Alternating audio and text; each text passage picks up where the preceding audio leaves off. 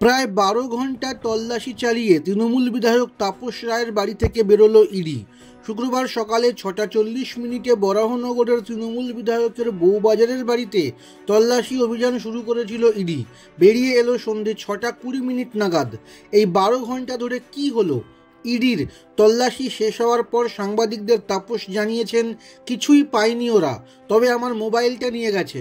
শুক্রবার সকাল থেকেই শহরে এনফোর্সমেন্ট ডিরেক্টরেটেরও তৎপরতা দেখা গিয়েছিল।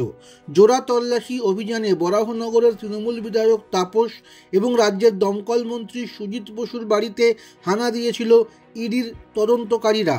এর আগে সন্দেশখালী এবং বনগাঁয় ইডির আধিকারিকদের উপর হামলা চালানো হয়েছিল। সেই ঘটনা থেকে শিক্ষা নিয়ে এবার আরও বেশি সংখ্যক কেন্দ্রীয় বাহিনী নিয়ে তল্লাশি অভিযানে গিয়েছিল ইডি।